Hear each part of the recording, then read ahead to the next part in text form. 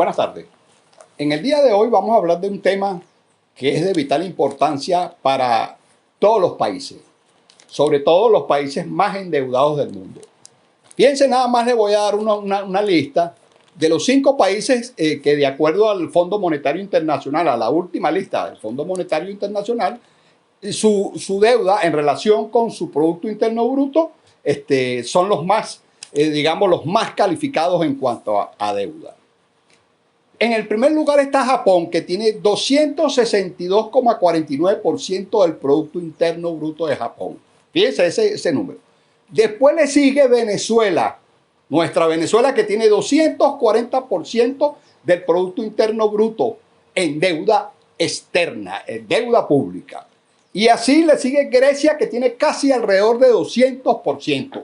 En el cuarto lugar está Italia, que tiene 150,8% del Producto Interno Bruto de deuda externa. Y en el quinto lugar, para cerrar los primeros 5, todos los 5, está los Estados Unidos, que tiene 128,14% de su Producto Interno Bruto.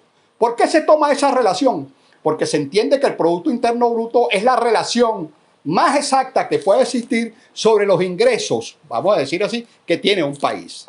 Entonces, en este caso, señalamos claramente que Japón y los Estados Unidos son los 2 grandes países más endeudados del mundo.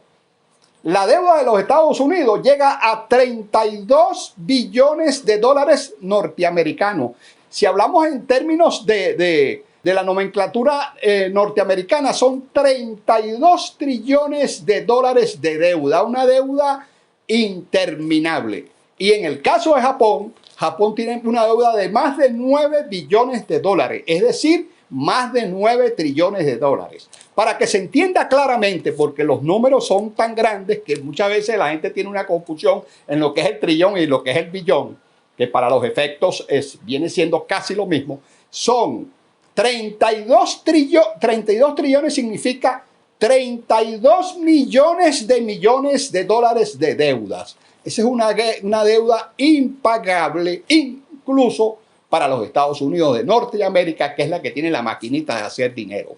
Y una cosa mucho más grave aún, que la deuda global, la deuda del mundo, que en ese entonces estaba calificada alrededor de 300 trillones de dólares, es decir, los Estados Unidos tienen un poquito más del 10% de toda la deuda del mundo, de acuerdo a ese número.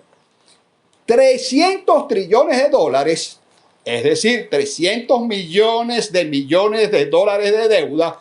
Eso representa el 350% del Producto Interno Bruto mundial. Es decir, para hacerlo más clarito, la gran mayoría de los países no tienen cómo pagar esa deuda. Es decir, que eso se va a volver impagable.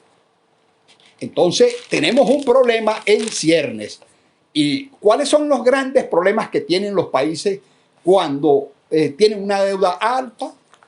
Primero, frena la inversión privada. Segundo, aumenta la presión fiscal porque hay que buscar más dinero, hay que endeudarse más para poder cumplir o para poder honrar las obligaciones que tienen los gobiernos con las personas. Y tercero, una cosa que reduce el gasto social.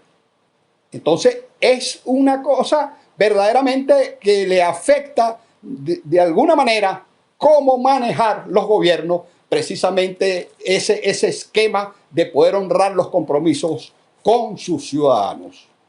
Y algo que es sumamente grave en el caso, por ejemplo, de nosotros los venezolanos, que es que estamos en el caso de default.